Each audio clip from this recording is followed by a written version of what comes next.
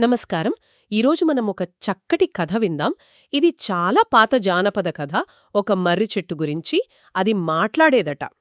అవును, ఈ కథ పేరు గుసగుసలాడే మర్రి చెట్టు. వినడానికి సరదాగా ఉంటుంది. ఇందులో మంచి విషయాలు కూడా ఉన్నాయి. అవునవును. మరి కథలోకి వెళ్దామా? తప్పకుండా. అనగనగా ఒక ఊరు. ఆ ఊళ్ళో రామయ్య అని ఒక ఆయన ఉండేవాడు. ఆయన ఒక తోటమాలి. తోటమాలి అంటే చెట్లని పెంచుతాడు గదా. అవును, ఆయనకు చెట్లంటే మహాప్రాణం. తోటని బాగా చూసుకునేవాడు. ముఖ్యంగా ఊరి చివర ఒక పెద్ద మర్రి చెట్టుండేది. ఓ, పెద్ద మర్రి చెట్టా? ఆ చాలా పెద్దది. దాన్ని మరీ ఇష్టంగా చూసుకునేవాడు. వాటితో రోజూ మాట్లాడేవాడట. అబ్బా, చెట్లతో మాట్లాడటమా? అంటే ప్రకృతితో ఎంత మంచి అనుబంధం ఉందో కదా ఆయనకు. నిజమే, చాలా మంచి అనుబంధం. అలా రోజూలాగే ఒకరోజు ఆ మర్రి చెట్టు కింద కూర్చున్నాడు రామయ్య. హ్మ్. అప్పుడు ఆ చెట్టు వేర్ల దగ్గర ఏదో మెరుపులాంటిది కనిపించింది. చిన్నగా గుసగుసలు కూడా వినిపించాయట. మెరుపా? గుసగుసలా? చెట్టు దగ్గర్నుంచా? అవును.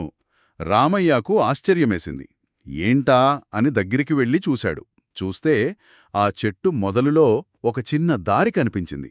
ఓహో, రహస్య మార్గం లాంటిదా? మరి లోపల ఏముంది? భయపడలేదా? భయం కన్నా ఆసక్తి ఎక్కువైందేమో.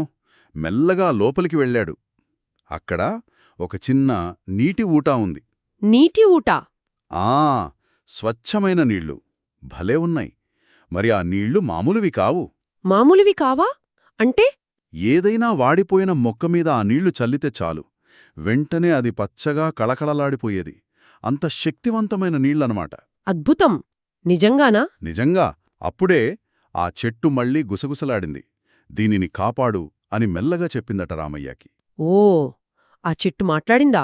ఆ నీటిని కాపాడమని? అవును. ఆ నీటి విలువ తెలిసింది కదా రామయ్యకు. మరి ఏం చేశాడంటావ్? ఏం చేశాడు? తన తోటకే వాడుకున్నాడా? అదే రామయ్య గొప్పతనం. అతను చాలా మంచివాడు. ఆ నీటిని చూసి ఆశపడలేదు. తన స్వార్థానికి అస్సలు వాడుకోలేదు. మరి? ఊళ్ళో ఎండిపోయిన పొలాలున్నాయి కదా, వాటికి పోశాడు. నీరసంగా ఉన్న పశువులకు తాడించాడు. వాడిపోయిన మొక్కలకు పోశాడు. అందరికీ పంచిపెట్టాడు. అబ్బా, చూడండి, ఎంత మంచి మనసు! తన దగ్గరున్న అద్భుతాన్ని అందరితో పంచుకున్నాడు. అవును. దానివల్ల ఏమైందంటే ఊరంతా మళ్లీ పచ్చగా మారిపోయింది. పొలాలు బాగా పండాయి. పశువులు ఆరోగ్యంగా ఉన్నాయి. అంతా సంతోషం. ఆ, పంచుకుంటే ఆనందం పెరుగుతుంది అంటే ఇదే కదా. ఖచ్చితంగా. కాని కథ ఇక్కడతో అయిపోలేదు. ఊళ్ళో దుర్జయుడని ఒక ధనవంతుడున్నాడు.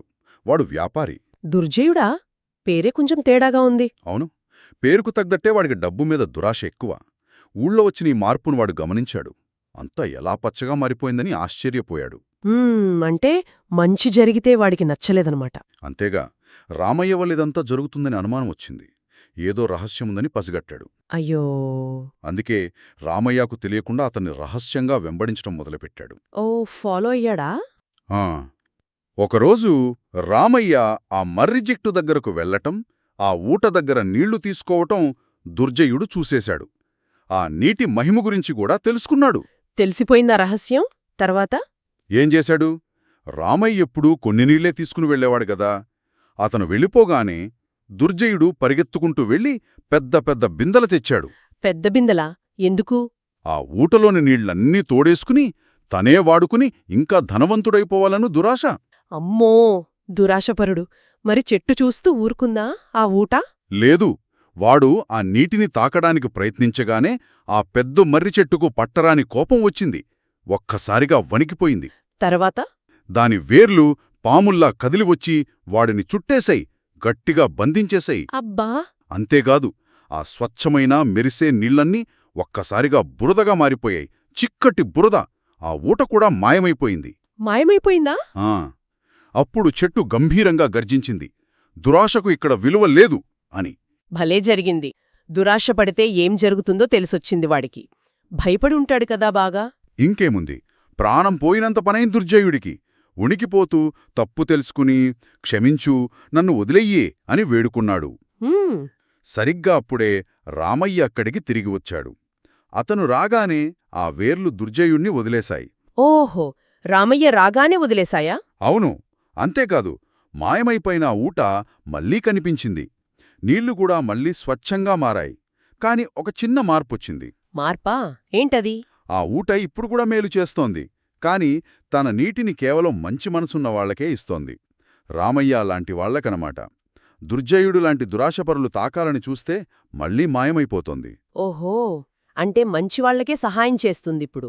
అవును, రామయ్య ఎప్పటిలాగే ఆ ఊటను జాగ్రత్తగా కాపాడుకుంటూ అవసరమైనంత వరకే తీసుకుని ఊరికి మంచి చేస్తూనే ఉన్నాడు. భలే ఉంది కథ. అంటే మంచి మనసుతో ఉంటే ప్రకృతి కూడా మనకు తోడుగా ఉంటుందని, అదే దురాశ, స్వార్థముంటే నష్టపోతామని ఈ కథ చాలా బాగా చెప్పింది కదూ. నిజమే. మన దగ్గర ఉన్న వనరులను, అవి ఏవైనా సరే, జాగ్రత్తగా వాడుకోవాలి. అవసరంలో ఉన్నవారికి పంచుతూ బ్రతికితే అందరికీ మేలు జరుగుతుంది. అదే ఈ గుసగుసలాడే మర్రిచెట్టు చెప్పిన అసలైన రహస్యమన్నమాట.